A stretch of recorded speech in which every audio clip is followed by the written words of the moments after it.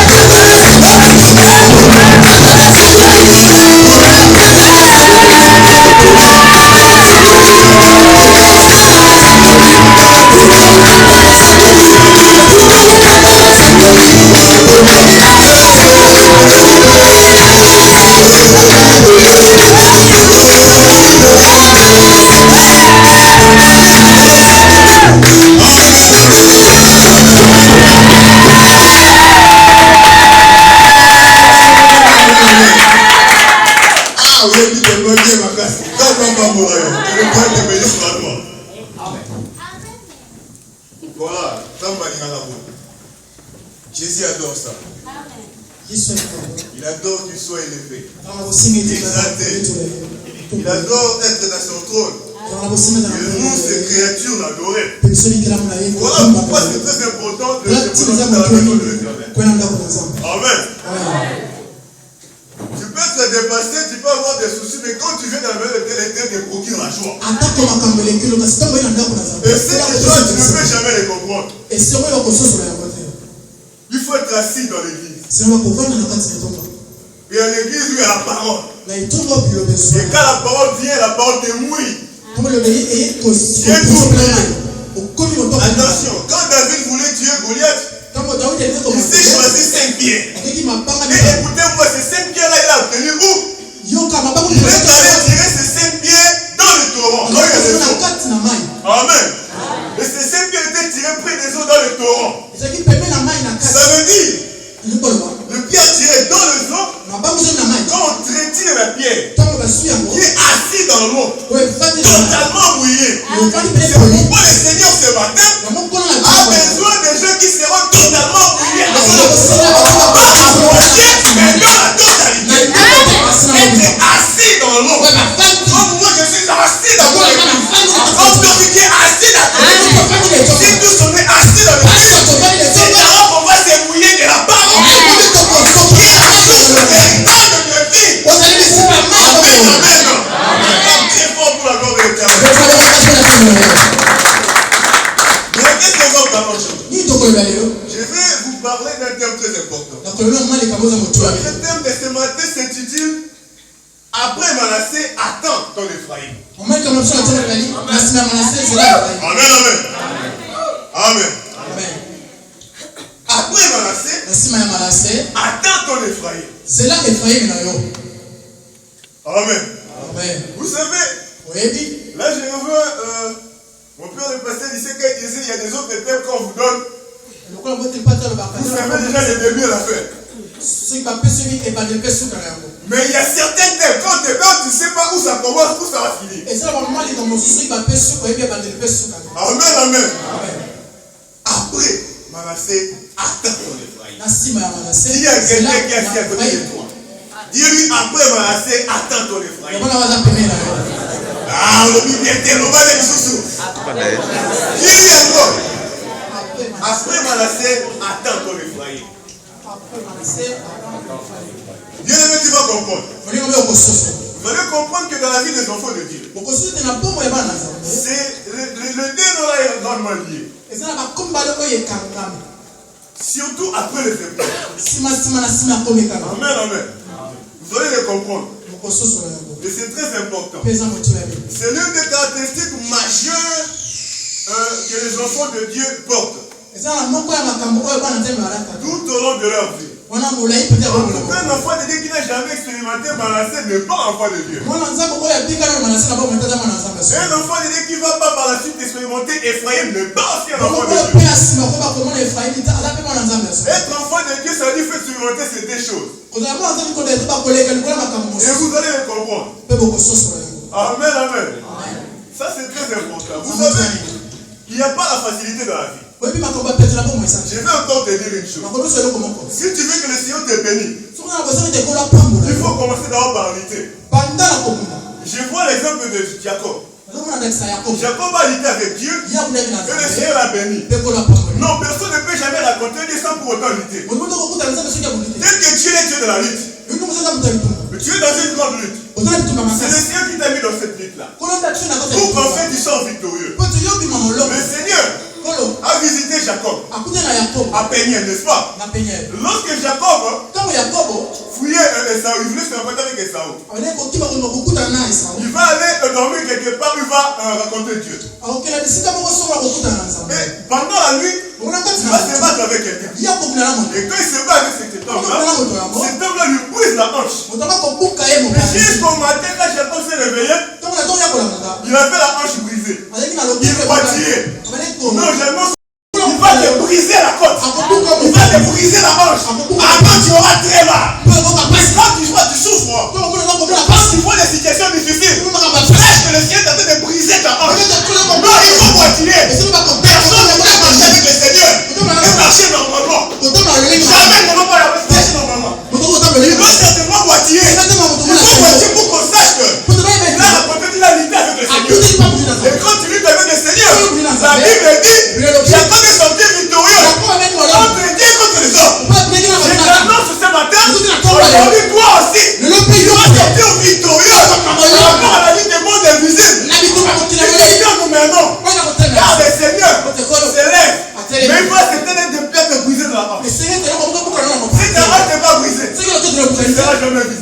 le monde qui a vu Dieu, toute personne qui était visitée par le Seigneur a fait bouger la porte. Tout serviteur de Dieu, le Seigneur a bousé la porte. Cette hanche, lorsque tu sens mal, c'est alors que le Seigneur te brise. Il doit passer par le brisement. Tu n'as jamais réussi dans la vie d'un enfant de Dieu si tu ne passes pas par le brisement. Non, le Seigneur va te briser. Il faut qu'on te brise afin pour pouvoir accéder à des grandes choses. Sans brisement, il n'y a rien. Le Seigneur n'adore pas la vie de facilité. Tu me saisis? Acclame plus fort pour le gloire. Et ça, c'était seulement une brèche. Maintenant, entrons dans la vie de notre sujet. Mais pour qu'on le comprenne normalement, on va essayer de voir la notion de nom. Notre premier point va voir un peu de nom. C'est juste un rappel. Vous savez, il y a une grande importance dans le nom que nous portons. Le nom, c'est l'identité d'une personne. Le nom, c'est aussi une identité qui te permet de te distinguer des autres. Amen. Ce qui fait que quand j'appelle Nouté, le frère Nouté sait que c'est lui. C'est son identité. C'est son nom à lui, n'est-ce pas? Amen. Amen, amen. Vous me saisissez? Ça veut dire que le nom est une très grande importance. Amen, amen. Voilà la raison pour laquelle dans la Bible, les enfants d'Israël ne badinaient pas avec les noms. Ça veut dire qu'un enfant d'Israël, pour qu'il donne à son enfant le nom, il restait un bon nombre de choses.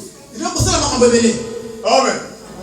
Voilà pourquoi il ne faut pas donner le nom à ton enfant n'importe quel nom. Il faut bien choisir le nom. Amen, amen. Ça, c'est juste un rappel. Nous devons avoir l'importance des noms dans nos vies.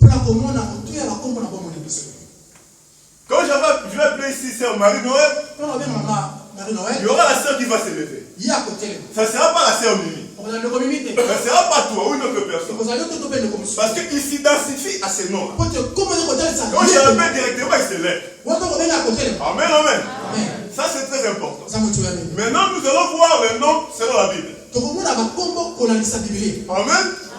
Nous sommes dans les notions de nom. C'est juste un rappel. Maintenant, vous mettez le point A.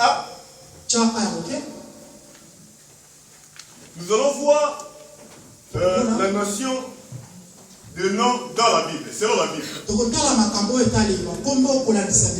Amen, amen. Tu me saisis? Voilà, suis-moi attentivement. Je commence pas à pas pour arriver à la fin. Que tu comprennes sérieusement.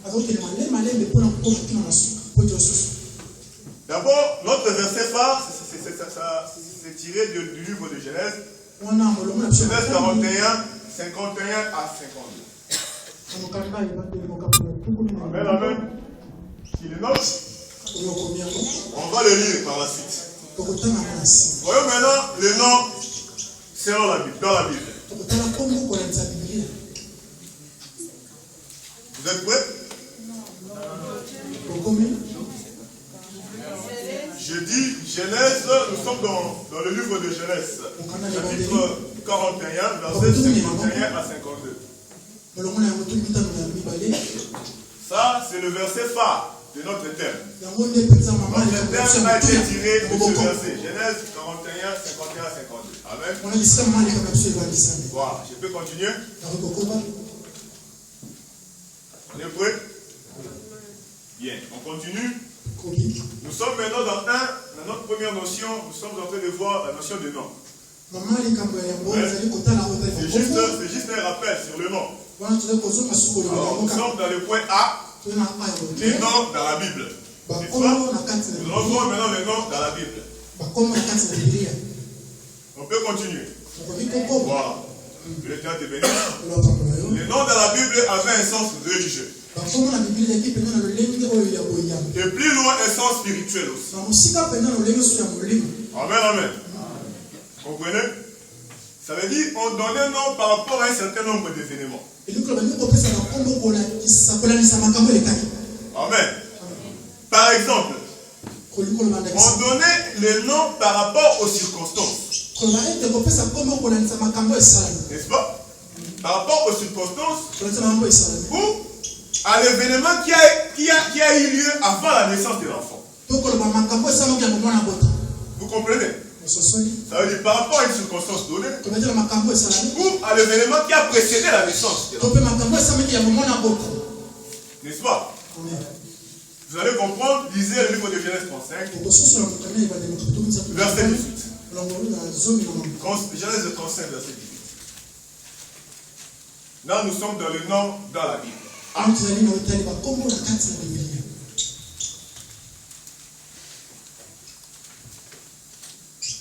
Amen. Genèse 35, 18, nous lisons. Et comme elle allait rendre l'âme, car elle était mourante, elle lui donna le nom de Ben-Oni. Mais le père l'appela Benjamin. Amen, amen. Ça, c'est l'histoire de Jacob. Jacob et sa femme Rachel. Quand sa femme Rachel va accoucher de son tout dernier fils. Amen. Soit attentif, excusez-moi correctement. Quand il va accoucher de son tout dernier fils, son tout dernier enfant, lorsqu'il a couché, après, il va mourir directement. Amen. C'est un enfant qui est venu avec beaucoup de douleur. C'est alors que Rachel va le nommer dans le nom de Ben-Oni. Écoutez, Ben-Oni en hébreu, cela veut dire le fils de ma douleur. Vous comprenez? Ça veut dire qu'il a enfanté dans la douleur. L'événement qui a précédé son accouchement a porté aussi le nom de l'enfant. N'est-ce pas? Le fils de ma douleur. Mais écoute, Jacob qui avait la révélation, il a dit non. Je ne l'appelle pas Ben-Oni, fils de ma douleur, mais je vais l'appeler Benjamin. Amen. Ben, fils, Jamin. Amen, amen. Ça veut dire le fils de ma droite. Vous connaissez? Ben-Oni, fils. Ben, fils Oni de ma douleur. Mais Benjamin, c'est maintenant le fils de ma droite. Il n'a pas voulu que l'enfant grandisse avec ses mains. Il a changé de la douleur à la droite. Amen, amen. Amen. Il y a encore un autre exemple. Et tu pourras peut-être lire à la maison. 1 Samuel 4, 21. Cet exemple, c'est Ichabod. Amen. La femme de Phiné. Pendant la guerre en Israël, l'arche a été enlevée d'Israël. Quand l'arche part, alors Israël perd sa gloire. Israël va commencer maintenant à vivre défaite sur défaite. Le Philistin va l'envahir. C'est alors que la femme de Phiné était enceinte. Et il va enfanter d'un fils. Il va donner le nom de Ichabod. Vous voyez Ichabod? C'est l'événement qui a précédé. Amen. Son accouchement, n'est-ce pas? C'était la perte de gloire en Israël. Ichabod veut dire la gloire est bannie. Vous comprenez? Amen, amen. La gloire est bannie. Vous voyez la circonstance qui a précédé la grossesse. Donc le nom se donne toujours en rapport avec un événement donné ou une circonstance quelconque. Vous me suivez? Le point B. Quand vous voyez, vous demandiez un enfant auprès de Dieu. Quand le Seigneur exauce le vœu. Amen. Dans le point B, quand Dieu t'exauce ton vœu. Le cas de Anne. Et beaucoup de gens. On va voir un exemple. C'est alors qu'on peut donner aussi le nom à l'enfant. Par rapport au vœu que tu avais fait. Ou par rapport à ce que l'Éternel t'avait communiqué avant d'accoucher cet enfant. Amen, amen. Amen, amen. Nous allons aussi voir des parents. On peut aussi donner un nom par rapport au désir des parents, par rapport à la conduite future de l'enfant. Ça veut dire, je voudrais que mon enfant puisse devenir joueur, je lui donne le nom d'un joueur par exemple. Je voudrais que mon enfant devienne un prêtre, je lui donne le nom d'un prêtre par exemple. Amen, amen. Ou je voudrais que mon enfant puisse être riche. Je lui donne le nom de riche. Amen. Ça veut dire, vous décidez déjà de l'avenir de l'enfant. Ce que vous souhaitez à vous. Lorsque vous allez mettre au monde, vous donnez à l'enfant ces noms-là. Amen. Je crois qu'il y a des parents parmi. Amen, amen. Voilà. Ça, c'est dans la Bible. Et vous allez voir l'exemple. Pour le premier exemple dans Luc 1. L'exemple de Zacharie. Et là, c'est très important. Luc 1, verset 13.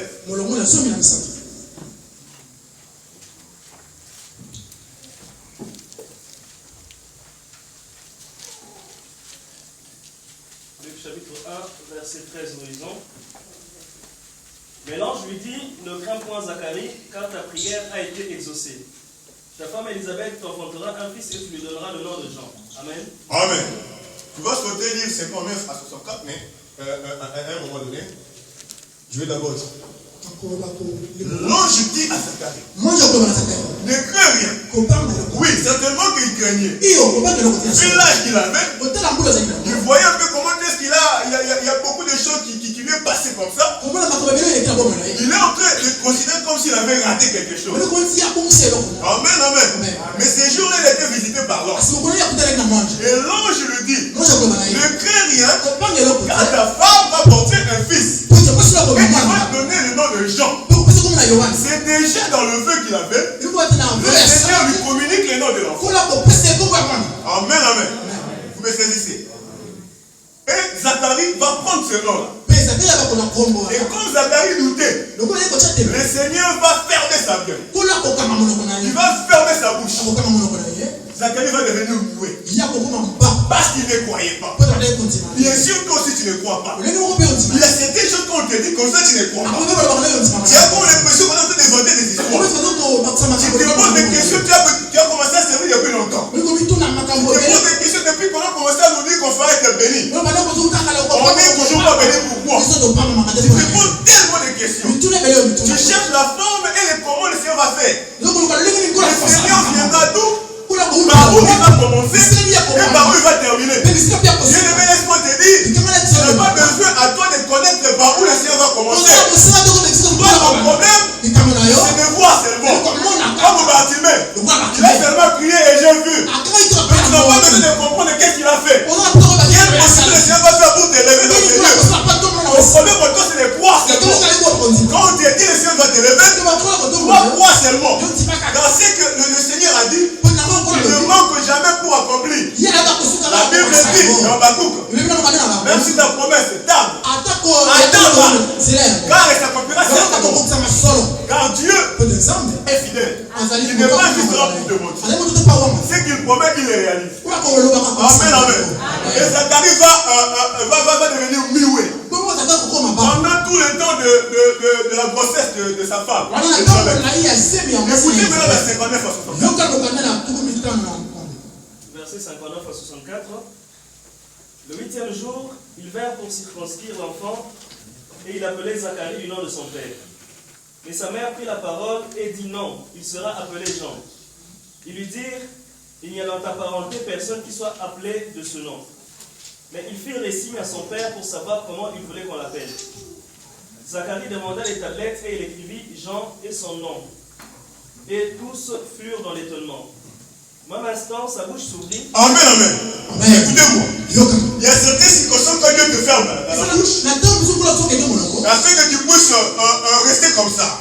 Silencieux. Tu as tellement douté. Tu as tellement protesté avec Dieu.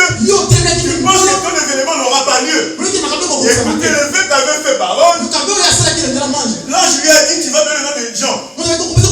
Et quand il va accoucher, il faut amener le 8e jour pour que l'enfant puisse être sévré. C'est ce jour-là qu'on va donner le nom à l'enfant. Quand on va donner le nom à l'enfant de Jean,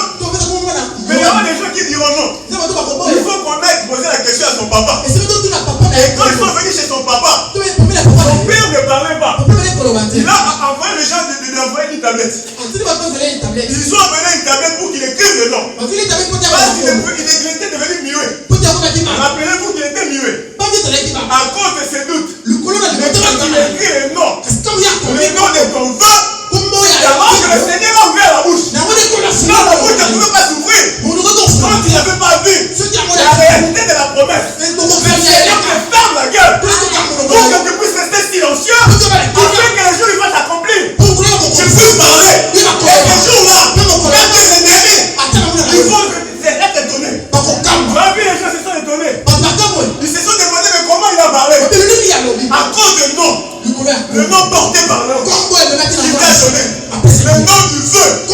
Le fils qui allait t'affronter. Et le Seigneur a fait de grandes choses. Les gens étaient dans l'étonnement.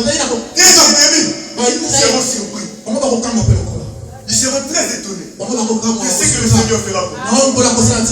Dans ta bouche va s'ouvrir. Ne t'inquiète pas. Même si ça se ferme aujourd'hui. Non, plus tard. Ça s'ouvrira quelque part. Et ça sera un jour de gloire. Où tes ennemis vont fuir. Dieu-même. Personne ne les dira prier. Ils te verront. Ils fuiront. Parce que quand tu vas parler. Non, tu ne parles pas parce qu'il y a trop de problèmes qui te tracassent. Tu ne parles pas parce que tu n'as rien. Tu ne parles pas parce que quand on t'appelle, tu ne feras rien. Mais ces jours-là, quand on t'appelle, on sait que tu auras quelque chose à dire et à parler. Car le Seigneur t'aura visité. Le nom de ce feu. Amen, amen. Amen, très fort pour la nom de l'Éternel.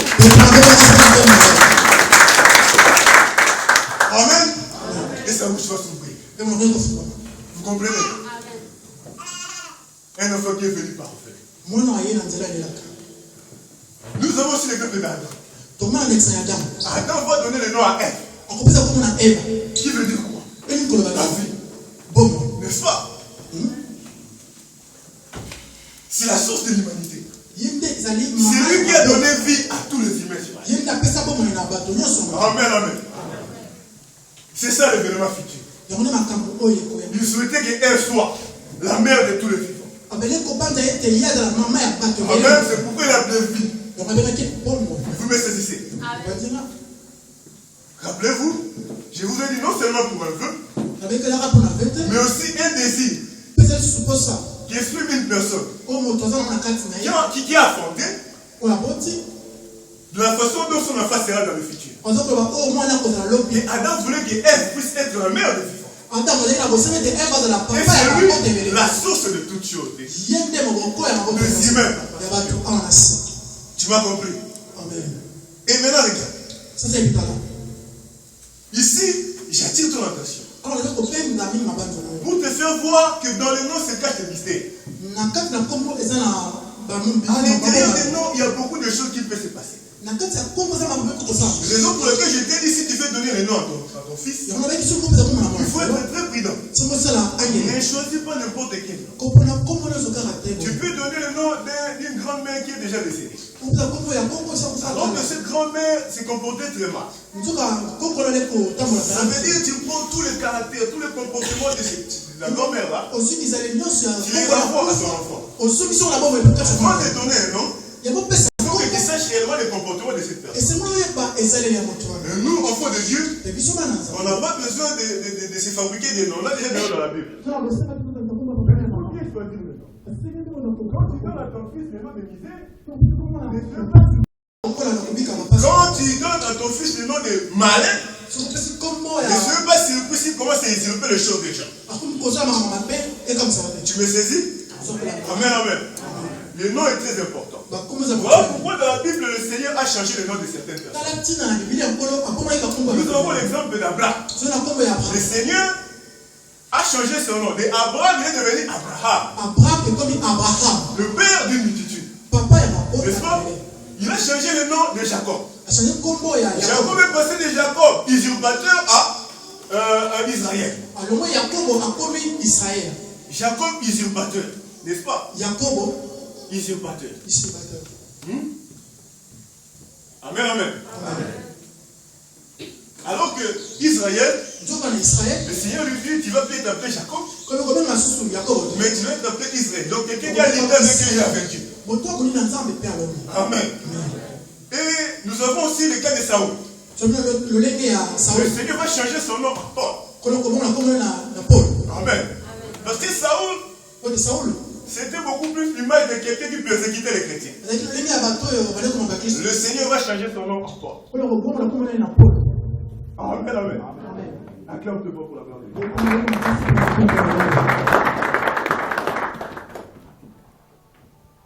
Le Seigneur voudrait également changer ton nom.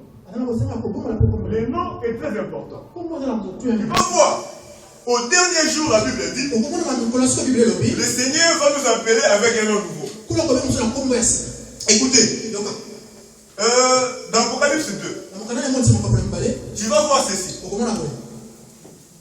Jésus-Christ se promet à l'église. Si tu gardes le commandement du Seigneur, je te donnerai de la manne cachée, réservée dans les cieux. Mais non seulement cela, il va te donner aussi un caillou blanc. Mais un caillou blanc. Écoutez, il dit à l'intérieur de ces cailloux, il y a un nom nouveau que toi tu ne connais pas. Tu seras le seul à connaître, même pas tes amis les sauront. Amen. Non, tu n'as pas encore porté ces noms-là. Parce que la misère te tracasse encore. Mais après un temps, je te rassure que tu vas porter ces noms. La Bible dit personne ne connaîtra ces noms. Même pas dans ton entourage. Même pas tes amis. Même pas ta famille. Même pas ta maman. Même pas ton papa. Tu seras la seule personne à voir la connaissance de ces noms-là. Et ces noms-là, j'estime pour moi, c'est un nom de gloire. Car c'est le nom donné par le Seigneur lui-même. Encore pour ton futur. Tu me saisis? Amen, amen.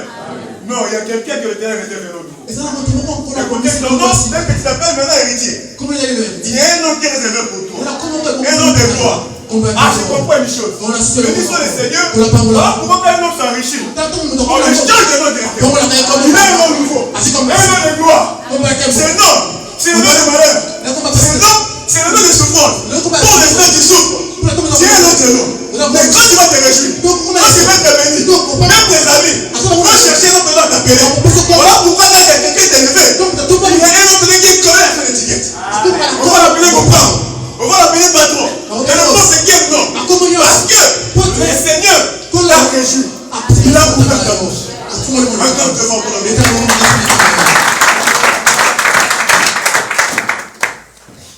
Nous allons maintenant voir entrer dans le vif ici. Je vous parle un peu de l'histoire. On nous lit un peu Genèse 41. Nous allons maintenant le verset phare. Vous avez compris l'importance des noms, n'est-ce pas? Vous avez compris cette notion-là, ça a une grande importance. Amen, amen. Maintenant nous entrons dans le vif ici. Nous sommes dans Genèse 41. Genèse 41, 51, 52, nous lisons. Joseph donna au premier-né le nom de Manassé, car dit-il, Dieu m'a fait oublier toutes mes peines et toute la maison de mon père.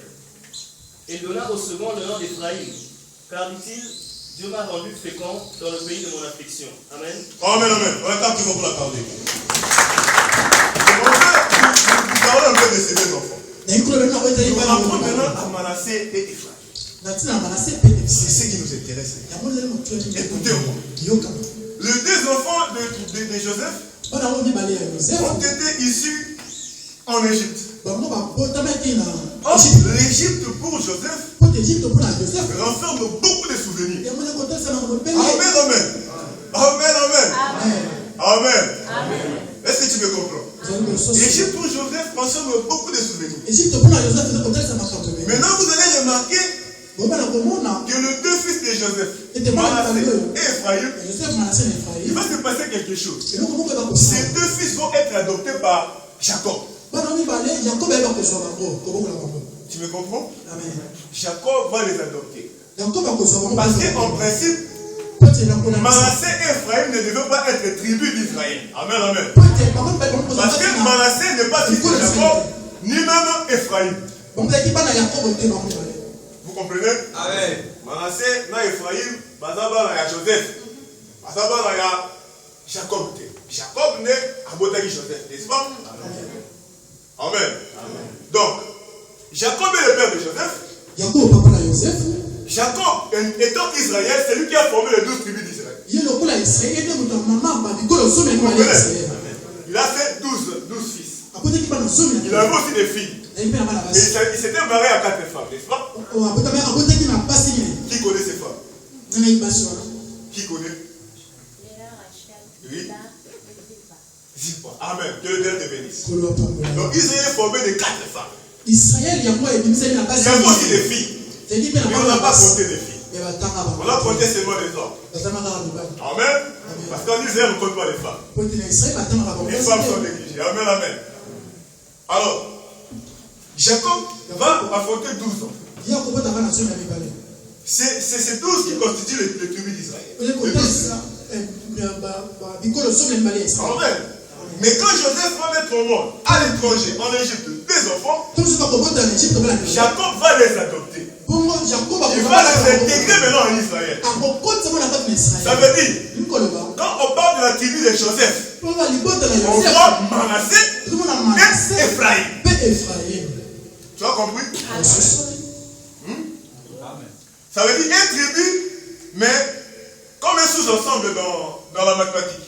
Il y a un seul tribu. Joseph, mais à l'intérieur de cette tribu, il y a deux tribus. Amen, amen. Amen. C'est ce qu'on peut appeler des demi-tribus. Le 2, Manassé et Ephraïm forment la tribu de Joseph.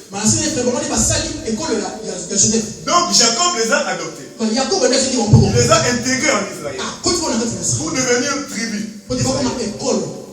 Amen. Et vous allez remarquer, c'est très important. Ephraïm a des caractéristiques spirituelles. Si nous voulons aller en détail, en profondeur, vous allez voir qu'Ephraïm peut aussi représenter les royaumes du Nord. Souvenez-vous, à un moment donné, Israël était divisé. Les royaumes d'Israël s'est scindé en deux. Après la dissolution de Salomon, nous avons eu deux royaumes. Le royaume de Juda et le royaume d'Israël. Alors, le royaume d'Israël, si vous regardez certains prophéties comme Esaïe et Osée, ils dénommaient le royaume d'Israël comme étant le royaume du Nord. Ou bien les enfants d'Ephraïm. Amen, amen. Et il appelait le royaume du sud, Juda, et le royaume du nord, Ephraïm. Amen. Et le Seigneur tenait à ce qu'ils puissent être réunis. Donc le nom Ephraïm est purement prophétique. Mais je n'en veux pas de détails pour t'embrouiller. Ici on est en train de parler d'un quelque chose. Vous savez, il y a certains mystères qu'il faut comprendre dans la Bible. Ça veut dire qu'en lisant la Bible, il faut avoir vraiment la révélation. Si tu as la révélation, ici on va toujours de prêcher, tu comprends. Amen, amen. Tel qu'on est là. Et quand j'étais en prière, le Seigneur va me donner un message concernant les enfants de Dieu qui sont ici en terre. Vous savez, l'autre on a parlé du Jourdain. Israël devait traverser le Jourdain. J'ai béni fort mon frère Carlos qui avait prêché le jeudi. Toi tu n'étais pas là. La conquête de Jéricho, je crois. Israël a pas de conquérir Jéricho. Il a passé le Jourdain. Vous savez, il y a eu d'autres enfants de Dieu. Il y a eu d'autres enfants de la tribu d'Israël qui n'ont pas passé le Jourdain. Ils sont restés de l'autre côté. Tu le sais? Amen. Tu le sais? Je vais te les donner. On nous lise rapidement Nombre 35. Et quelqu'un d'autre cherche Josué 13:8. Ça, c'est juste une feuille. Je vais ouvrir quelque chose pour te dire. Un mystère, très grand d'ailleurs. Si tu te sens concerné, tu te verras touché. 32, on est dans Nombre 35 et quelqu'un d'autre cherche Josué 13:8. Nombre 32:5, nous lisons. Ils ajouèrent, si nous avons trouvé grâce à tes yeux, que la possession de ce pays soit accordée à tes serviteurs, et ne nous fais point passer le Jourdain. Amen, amen. C'était quelle tribu? Ruben et Gad. Les deux tribus ne peuvent pas traverser les choses. Mais attention, il n'était pas seulement deux. Lors de la répartition, après avoir conquis tout le territoire, Josué va inclure dans Ruben et Gad, il va mettre la demi-tribu de Manassé. Josué 13, 8. C'est alors on va se dire. J'ai eu la parole de Dieu. Les Rubénites et les Gadites, avec l'autre moitié de la tribu de Manassé, ont reçu leur héritage, et Moïse leur a donné l'autre côté du Jourdain. Amen, amen. Et ils ont reçu l'héritage de l'autre côté du Jourdain. Ça veut dire quoi? Il y a des gens parmi nous. C'est vrai, tous nous voulons partir. Mais aussi des autres qui vont rester de l'autre côté du Jourdain. Non, je crois qu'il y a des gens qui ne veulent pas rester. Mais je vous dis, le Seigneur nous renferme de grandes choses. Le mystère de Dieu, toi tu l'ignores. Je ne sais pas ce que le Seigneur réserve pour toi. Tu cherches à sortir, mais tu ne sors pas. Alors que le Seigneur te considère comme Ruben quand tu es la demi-tribu de Manassé, qui ne vont pas traverser les Jourdains. Ici, dans ce pays, ils se sont implantés. Car Ruben a dit ceci, dans ce pays, il y a la gloire. De l'autre côté, il y a la paix, il y a tout ce qu'il y a pour que nous puissions implanter nos troupeaux. Qu'est-ce qu'ils vont nous faire de l'autre côté du Jourdain? Lorsque toi tu te décideras à dire c'est là, c'est alors que le Seigneur, pour toi, tu ne peux pas traverser les Jourdain. Tu restes ici dans ce pays. Car il y a le mien qui t'attend ici. Et le mort à Jéricho, avant de traverser les Jourdain, toi tu verras ton père.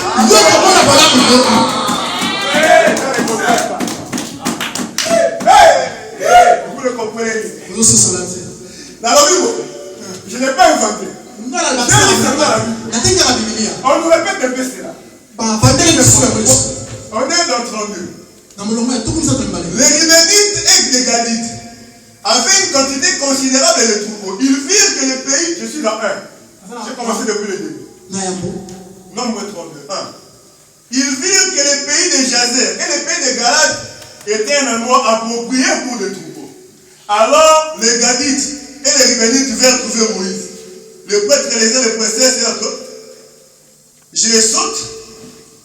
Je suis dans le verset 4. C'est le pays que l'Éternel a frappé devant l'assemblée d'Israël. C'est le pays que le Seigneur a frappé. Amen, amen. Le pays que l'Éternel a frappé à cause de toi. Vous voyez des calamités. Des choses qui arrivent dans ce pays. Vous ne comprenez pas que c'est à cause des enfants de Dieu. Non, je dis parce que toi tu es là. Mais c'est alors que les gens ne sont pas calmes. Parce que toi tu es choisi. Choisi de l'Éternel. Il y aura des choses qui viendront. Ce n'est pas encore fini. Ça viendra encore. Ça viendra pire encore. Pour démontrer la grandeur de ton Dieu. Amen, amen. Ces jours-là, écoutez-moi. C'est bien que l'Éternel a frappé devant l'assemblée de l'Éternel. C'est un endroit approprié pour des troupeaux. Or, les serviteurs ont des troupeaux.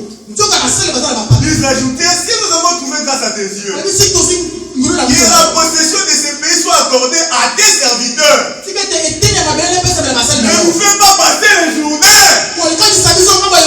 Écoutez, même si tu le refuses, quand le Seigneur décidera, quand vous serez un papier, tu n'auras plus besoin de quitter qui que ce soit. Tu n'auras même plus besoin d'aller à ça. Tu n'auras même plus besoin d'aller à l'Espagne. Quand tu vas t'implanter, t'installer, on te donne une maison, on te donne tout ce que tu as besoin. Je te livre. Tu n'auras pas besoin d'aller là où tu veux. Tu ne passeras pas les journées. Tu passeras les côtés du jour de là. Alléluia. Yes.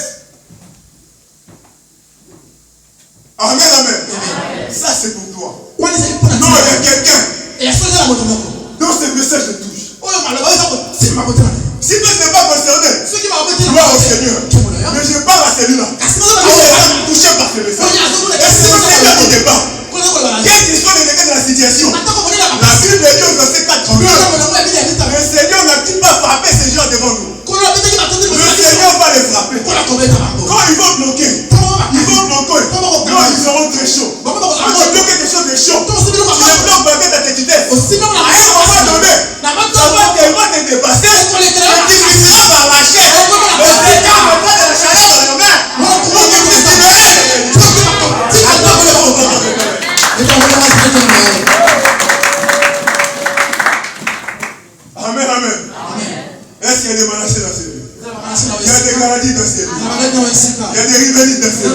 si tu es réveillé, acclame très fort pour la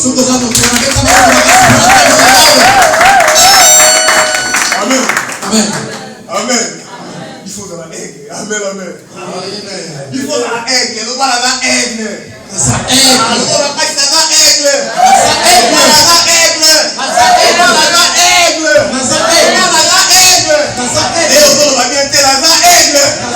Pourquoi? Parce qu'il faut que tu montes tout tes mots. Et tu es déjà monté. Et on continue. Je passerai rapidement. On était dans le point 1, c'était notion de nom. Nous entrons dans le point 2, nous l'enfants Manassé. Entrons maintenant dans la profondeur de Manassé. Amen. Tu as noté? Amen. Bien. Nous sommes dans le point D. Grand D. Donc, on aura des sous-points à l'intérieur. Écoutez, en hébreu, Manassé s'écrit Ménaché. Ménaché. En tout cas, écrivez ce que vous entendez sans tenir compte de l'orthographe. Vous écrivez seulement ce que vous entendez. M-E-N-A. Ménaché. S-H-E-H à la fin. Amen. Ménaché. Ménaché, ça veut dire quoi? C'est lui qui fait oublier. Amen, amen. Donc oui, Ménaché veut dire, c'est lui qui fait oublier. Amen. Ou bien, la cause de l'oubli. C'est Manassé. En hébreu, Ménaché. N'est-ce pas? Alors, pourquoi Joseph a choisi le nom de Manassé? A donné à son premier fils. Souvenez-vous, bien aimé, je vous ai dit que Joseph était encore dans la douleur. Il voyait toutes les peines et toutes les problèmes qu'il a eu à endurer. Manassé oubliait quoi? Nous allons voir qu'est-ce que Joseph avait oublié. A donné le nom de celui, la cause de l'oubli. Ou bien celui qui fait oublier à son enfant, à son premier fils. Il va oublier quoi? Premièrement, il oublie la séparation avec sa famille. Amen. La séparation avec sa famille. Tu peux le voir dans Genèse 37, 33, 35. Mais on ne va pas lire. Écoutez, Joseph a été séparé de sa famille. Séparé de tout ce qu'il aimait. Séparé de l'affection de son papa. Et de sa maman. Séparé de ses frères. Il est haïssé. Amen. Vous comprenez? Il a oublié cette séparation-là. Ça veut dire que le fils qu'il avait l'a consolé. Il comprend maintenant qu'il peut compter. Il a maintenant une famille. Amen. Manassé. L'affection que les parents donnent envers nous. Si le Seigneur te bénit dans ta famille, tu feras comme si c'est papa qui est en train de t'offrir cette bénédiction. Mais dans un endroit où tu ne connais personne, quand tu serais élevé, c'est alors que tu comprendrais que tu sais un grand Dieu. Et ton Dieu est si réel et vrai. Ton Dieu est palpable. Il n'est pas un Dieu de côté. Il n'est pas un Dieu de l'histoire. C'est un Dieu vivant qui fait de grandes choses à toi. Amen. Tu me comprends? La séparation. Joseph a oublié cette séparation. Voilà pourquoi il va appeler Manassé. La séparation avec la famille. Ce n'est pas tout. Deuxièmement, il va oublier un passé pénible. Un passé pénible. Comme je sais que Job 11, 13 à 16. Job 11, 13 à 16. Un passé pénible, mes frères. Écoutez, 20 ans d'injustice. Où ses frères cherchaient toujours l'occasion pour l'accuser.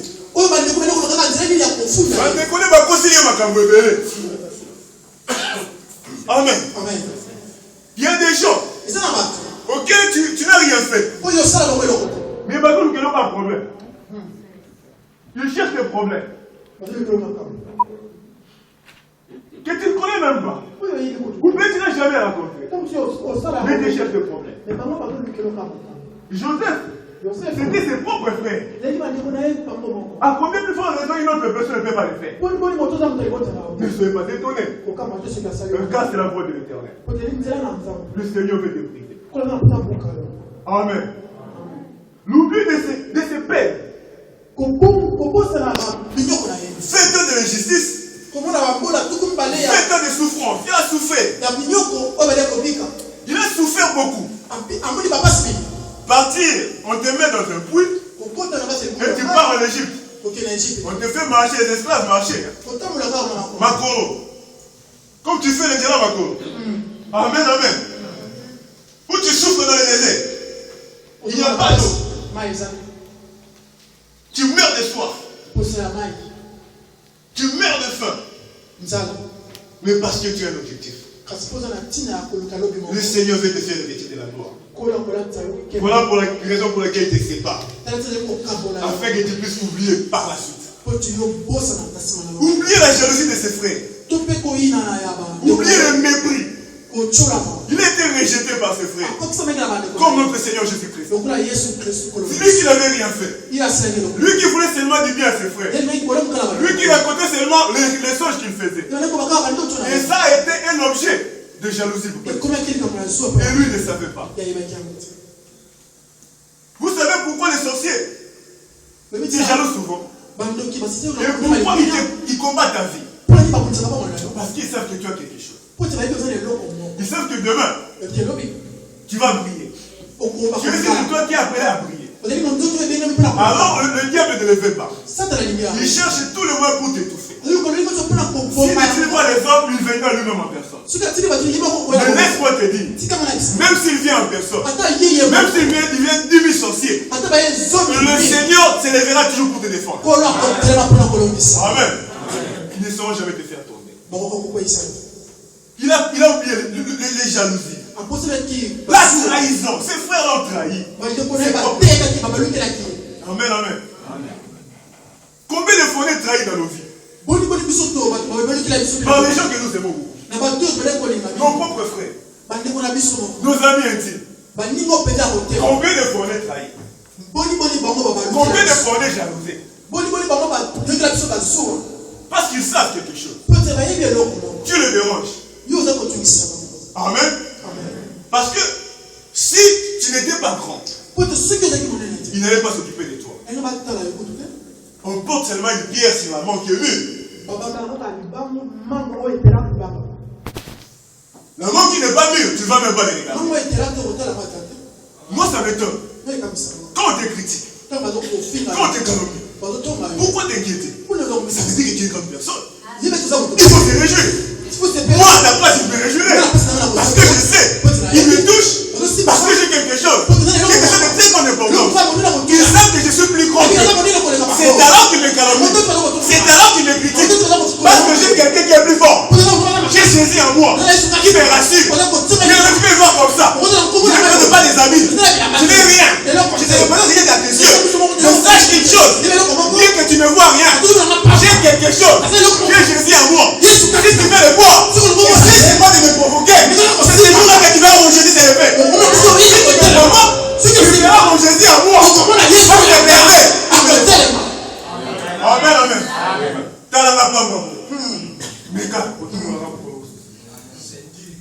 Amen, amen. Amen.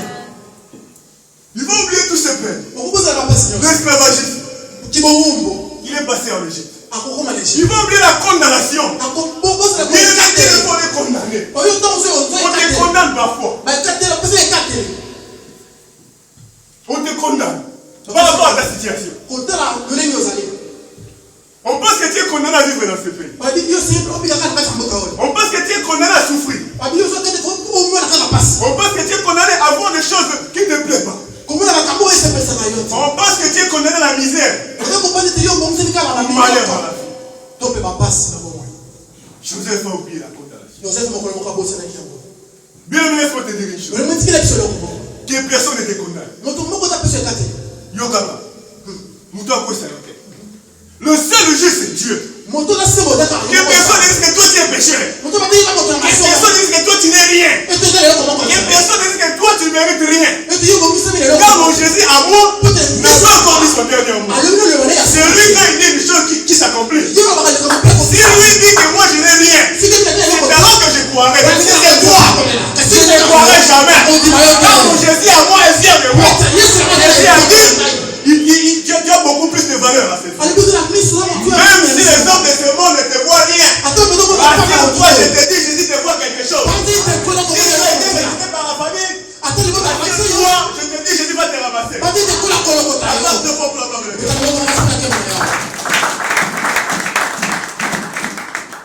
Et nous voulons voir sur les trois, il va oublier des souvenirs horribles. Donc toi, il va oublier, il va se souvenir de ses échecs. C'est raté. Combien de fois on échoue? Combien de fois il y a des choses qui se passent dans nos vies? Tu attends, mais ça ne tient pas. Si tant ça ne tient pas. Amen, amen. Manassé va te faire souvenir de ces échecs. Quand tu vas rentrer dans Manassé, sache que le Seigneur va te faire souvenir de cela. Tu vas commencer à penser. Ah, Denis Nazara la Grèce. Namega dit aussi battre. Namega qui est aussi battre. Laquelle ça va commencer. Mais et bonjour, quand le Seigneur te visite, quand tu vas rentrer, tu diras je me souviens maintenant de mes échecs. Ça ne vit pas plus. Quand je vais passer cette étape-là, l'étape de pleurs, l'étape de la vertu, l'étape de lamentation. Et moi je me sais des problèmes. Il va te le faire traverser. Qui les dépassera? Même si tu souffres aujourd'hui, c'est une réalité, ce n'est pas la vérité. La vérité, c'est que tu seras demain. Et toi, comment le monde te voit? Le monde te voit rien. Moi je te vois une personne glorieuse. Moi je te vois quelqu'un qui est rempli de gloire. Rempli de la présence de Dieu. Partout il passe.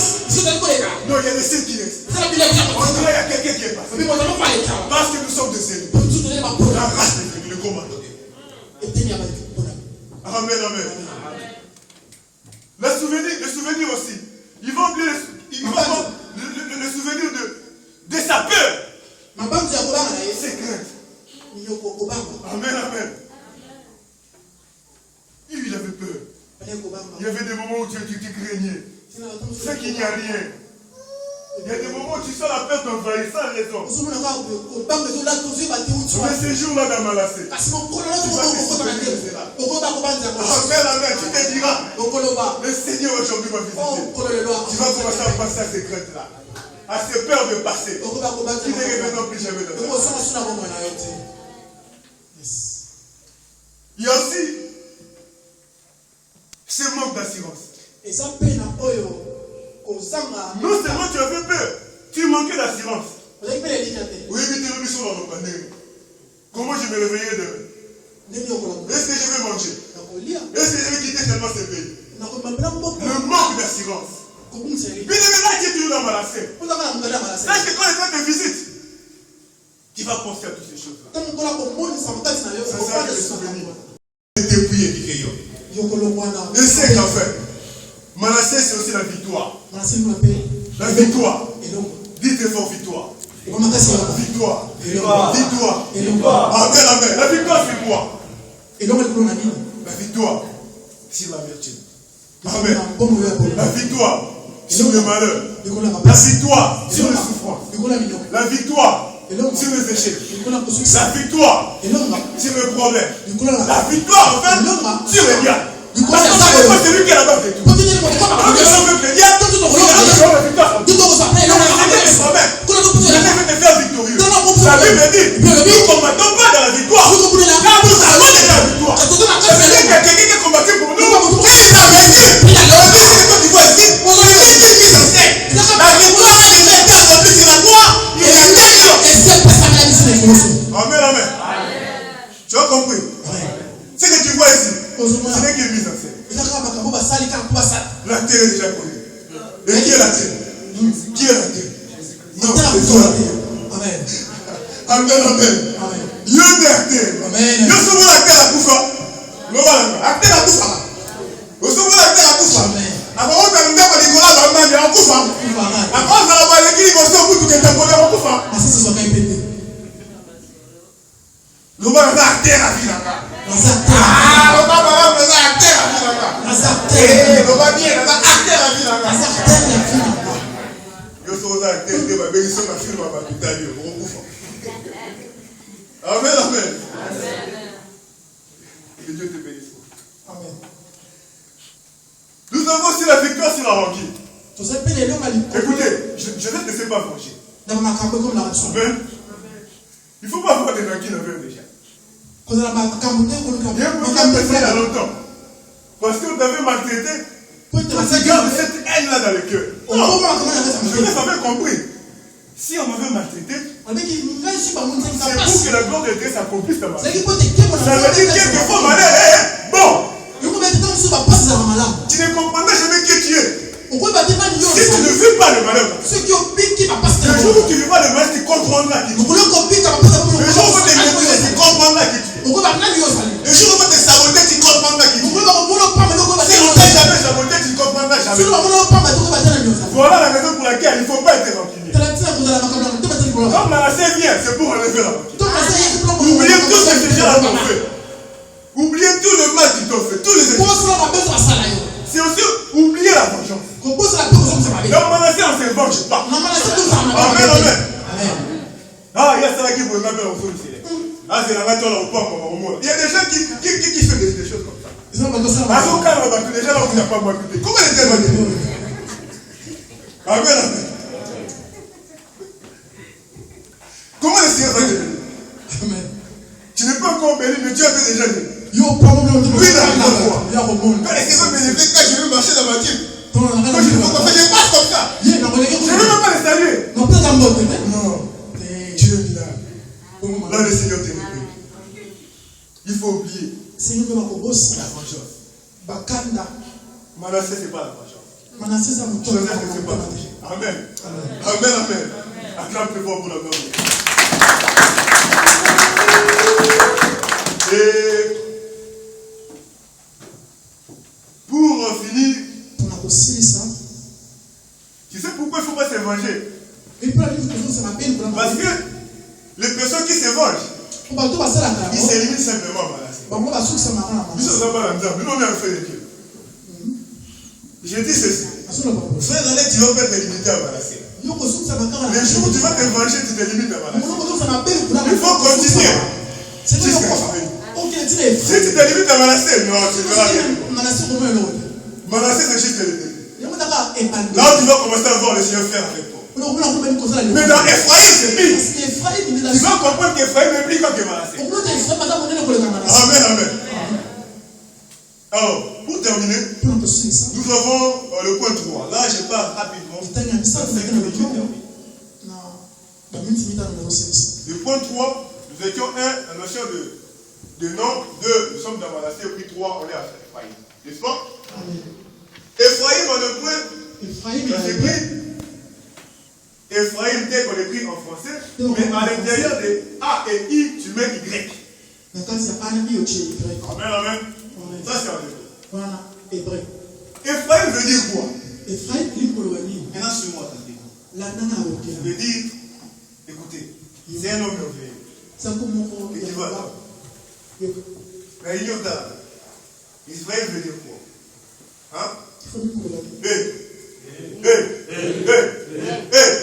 Ephraïm, ça veut dire doublement c'est quoi? Clapez comme moi.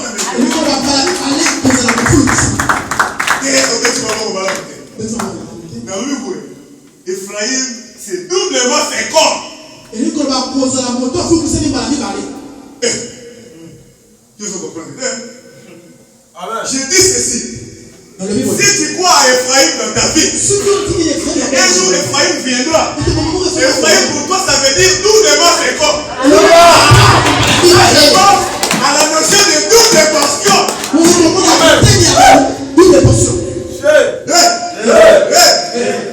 J'ai béni le Seigneur. Le dimanche, j'ai été tellement béni par le message.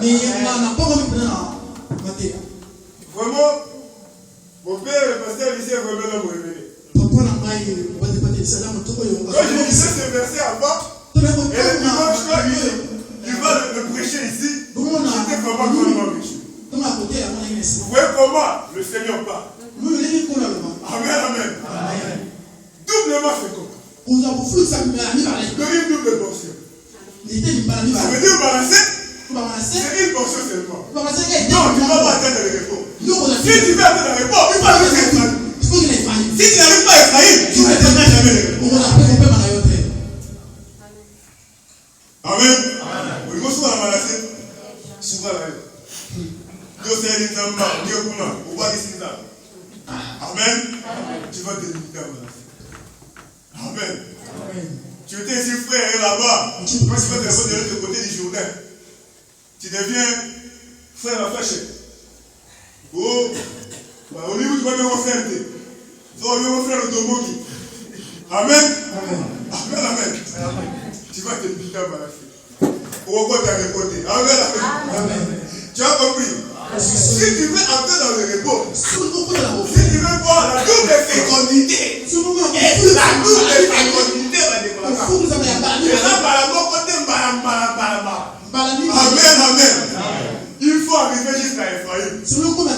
Plusieurs chrétiens se limitent à balancer. Voyez que c'est fini. Il croit que Dieu est un menteur. Ou il croit que Dieu c'est un enfant, c'est quelqu'un on peut vivre avec lui. Il est venu ici, il sert Dieu. Il fait la parole de la piété comme dit la Bible. Tu vois quelqu'un qui marche comme un frère, comme il sert en Christ. Alors qu'à l'intérieur de lui c'est la pourriture. C'est un tonton plancher. Il est en train de tromper les gens et il le compte ici. Et là-bas à l'intérieur, il va seulement passer les journées. Il va revêtir sa casquette. Il voit la peau de loup, il va le remettre. Parce que ici, il a enlevé, il met la peau de bébé. Vous le voyez au premier alors que c'est un loup ravisseur. C'est un vrai loup ravisseur. Ces gens-là, le Seigneur dit, attention à toi, mon bien-aimé. Lorsque tu vas atteindre ta destinée, tu vas te limiter à balancer. Il n'est pas un vrai repos. Tu vas commencer seulement à penser. Ah, moi j'étais comme ça. Ah, moi j'étais comme ça. Quel traversé avec moi ceci. Quel avec moi cela. Quel avec moi cela. Mais c'est qu'un jour, quand tu verras les autres dans le foyer, toi tu vas te poser des questions. Mais j'ai servi le Seigneur. Alors que tu étais un menteur. Tu pensais à te compter devant le Seigneur. Oh, le Seigneur te voit. Amen. Amen. Amen. Amen. Disons que Exode 16:4. C'est la Bible, Exode 16:4, pour que tu comprennes la notion de double fécondité. Là, on va voir le double porte. Exode 16:4, nous lisons. L'Éternel dit à Moïse, voici je ferai pleuvoir sur vous du pain du haut des cieux. Peuple sortira et en ramassera jour par jour la quantité nécessaire afin que je mette à l'épreuve et que je vois s'il marchera ou non selon ma loi. Amen. Amen, amen. Continue. Amen. Le verset 5. Le 6e jour, lorsqu'ils prépareront ce qu'ils auront apporté, et il s'en trouvera le double de ce qu'ils ramasseront le jour par jour. Amen, amen. Écoutez, Moïse a peut-être au 6e jour de ta vie. Le 6e jour, le 5e va venir. Le Seigneur était en travail et il a façonné. Il a façonné. Il a déjà une forme. Il a donné le souffle. Il a intérêt à marcher. Quand tu vas marcher, tu vas maintenant donner le nom aux gens. Tu donnes le nom aux animaux. Tu donnes le nom à tous les arbustes qui se trouvent dans la terre. Après, vers la fin, tu auras une double portion. On va marcher avec cette double portion. Dans le jour des repos.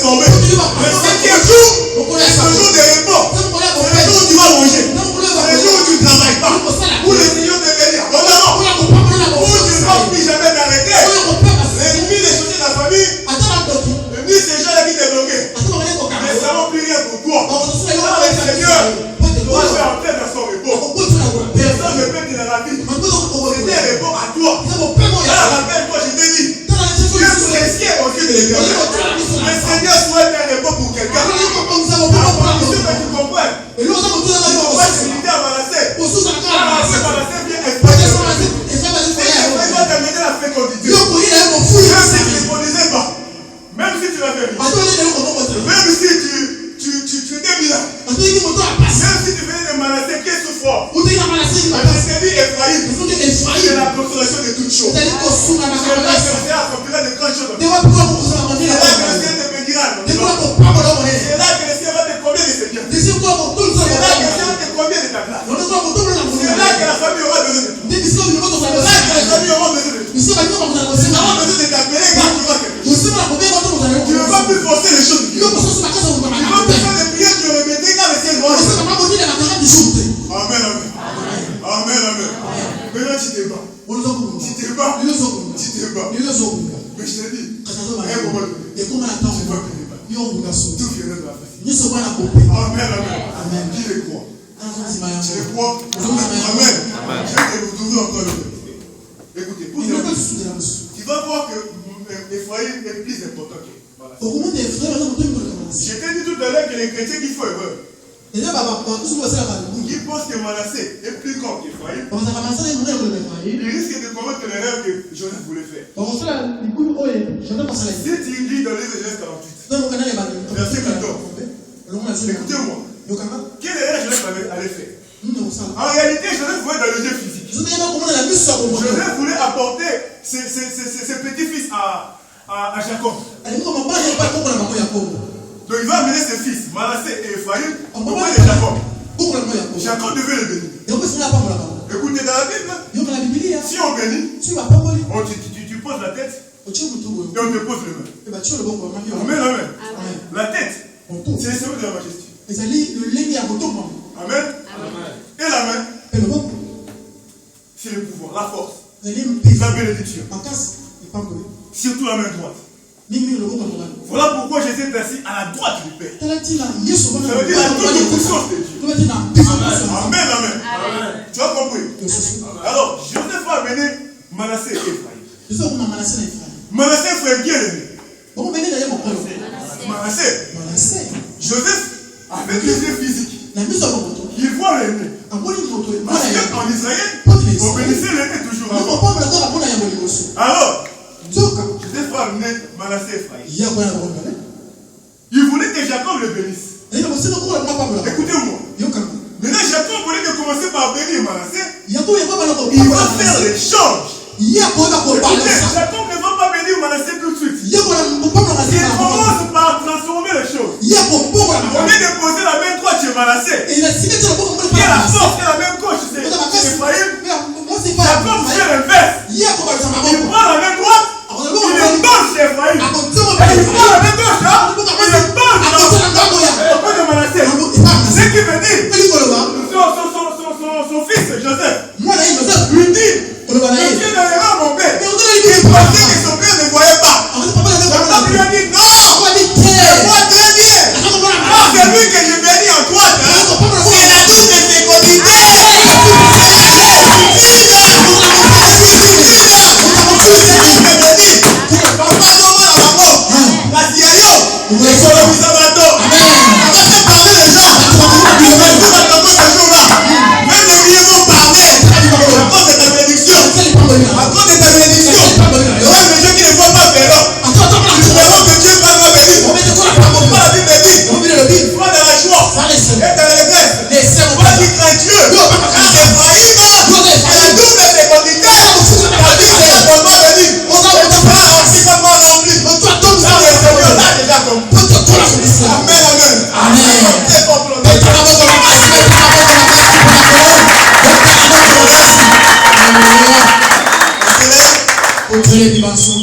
Dieu bénit par ce message. Amen, amen.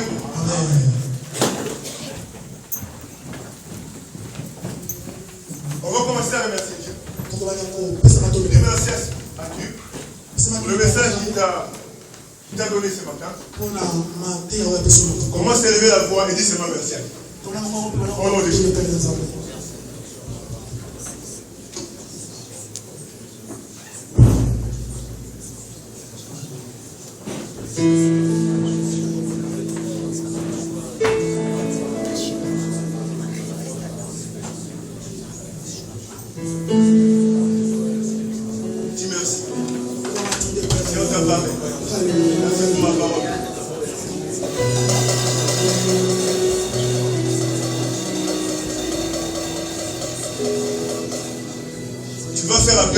Dis Seigneur, j'ai assez souffert. Je vais maintenant voir Manassé. Que Manassé vienne d'abord ma première. Et Manassé qui sera ma première confiance. Au nom de Jésus, commence à prier. Manassé, viens l'image de nous. Et le Seigneur ne va pas t'oublier tes pères.